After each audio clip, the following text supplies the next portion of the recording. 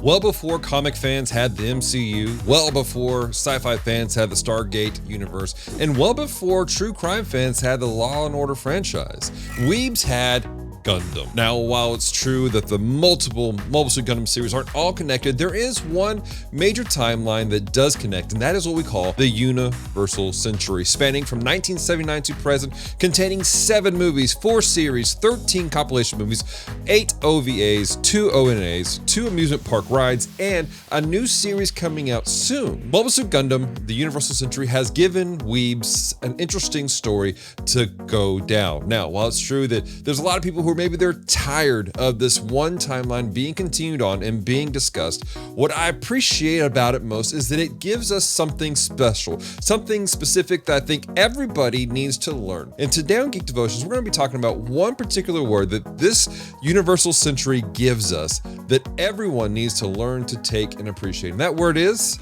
perspective.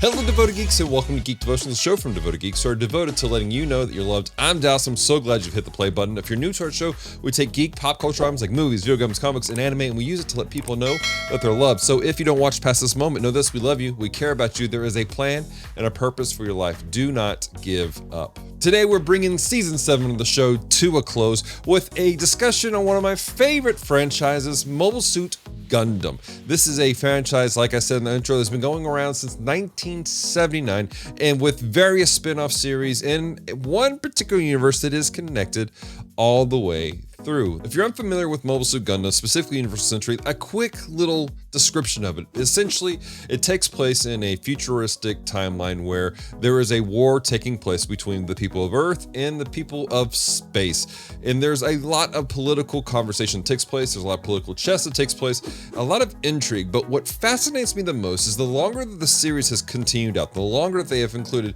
new series within the Universal Century, the more that you begin to look at not just one side of the conversation, but multiple sides of the conversation. This universe does a great job of giving us the importance of perspective, of looking at how people see things, the same event, in different ways. This is such an important conversation that we need to have as individuals, because when we learn to see how other people see things, it will affect how we address people, how we talk to people, how we help people. What spurred this conversation for me today is the fact they just announced a brand new series that's coming out soon called Mobile Suit Gundam Requiem for Vengeance, which seems to be taking a look at the original timeline, the original war, but from the perspective of Zeon, the quote-unquote bad guys of the original storyline. While looking at the world through the eyes of Zeon isn't a new thing, it is something that I find fascinating, I find interesting.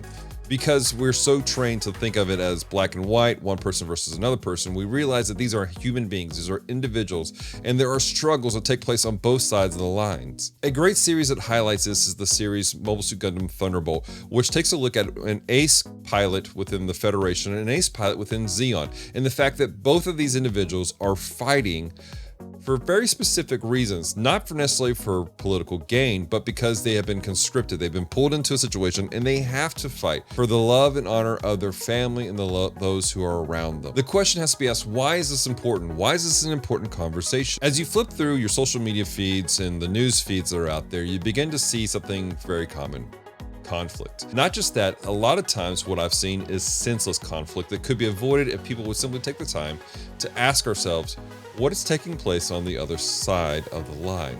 What are these people thinking? How are they receiving what we're saying?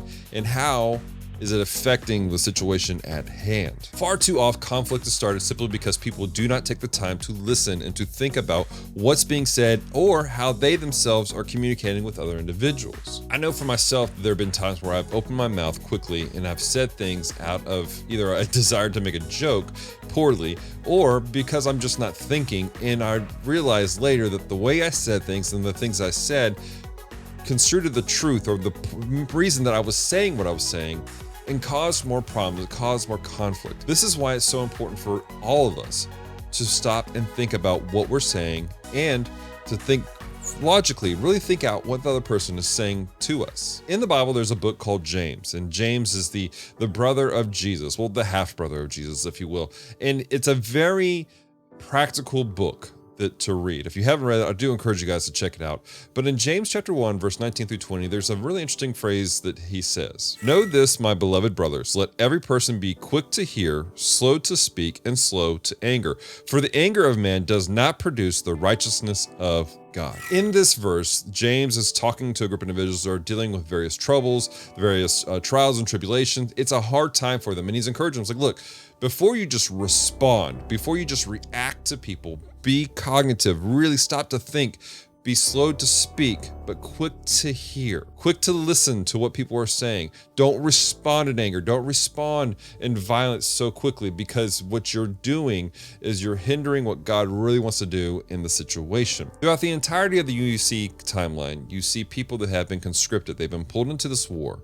And it's not even their fault. They didn't choose to do this, but because they have been manipulated, because people were slow to think about what's going on, they reacted to one thing. There was a ripple effect that affected other individuals. If we are not intentional about listening to others, and intentional about thinking through things, and intentional about really thinking about what we're saying, we have a ripple effect. It's not just the effect in the moment, but how it ripples out and affects the lives of those around us. My encouragement, my challenge to all of us is to do what James has encouraged us to do. Be quick to listen, slow to speak, and slow to anger.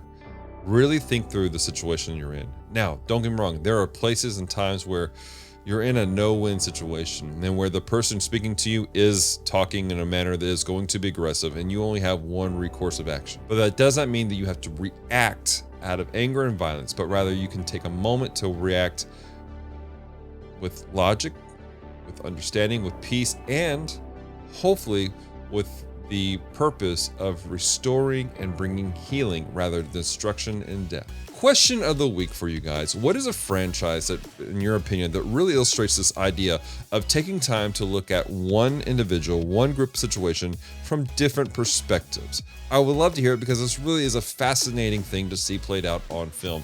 So leave a comment down below and let me know what you guys have seen. I do also want you guys to know that this is our final episode of season 7 of Geek Devotions. This is it, guys. We are ending season 7 today, and starting next week will be start of season 8, which means we have officially been doing Geek Devotions, creating content on a weekly basis for 7 straight years. And it has been a joy, it has been a privilege, and we are so thankful. Recently, we did a campaign to raise the funds so we can get a nonprofit status for Geek Devotions, so we can expand and do more things. And we want to give a very special thank you to everyone who donated, who had supported us through that campaign.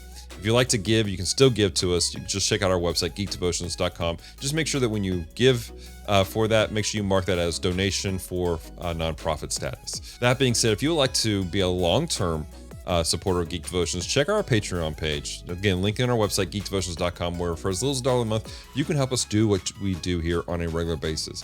Thanks to our devoted Patreon geeks, we're able to pay for our website, pay for our podcast fees, pay for equipment, and the things that we need to create these devotions on a weekly basis, and to make things, not just content, not just stuff to put out there, but to create things that are legitimately designed to encourage, to inspire, help people take their next step with God, and let people know that they are loved and they are cared for. And if you'd like to be part of that mission, be part of what we're doing, go to our website, geekdevotions.com, click the support page, and learn how you can help us support us. Now, beyond that, I do want to encourage you guys, if you can't give financially, please share this video out. Share the idea and the mission of Geek Devotions with individuals. Direct people to our website, to our Facebook page, Instagram, Twitter, YouTube. Help us to grow this organically. Help us to reach more people. The mission of Geek Devotions is not just to make content, but to touch lives, to encourage people, to let them know that there's somebody who genuinely cares about them. All that being said, again, thank you guys for being part of today's episode, and thank you for the last 7 years of Geek Devotions. It's been a blessing. It's been a joy from Celeste and I's heart, and from our team. Thank you. Thank you so much. Until next time, stay devoted. Peace and love.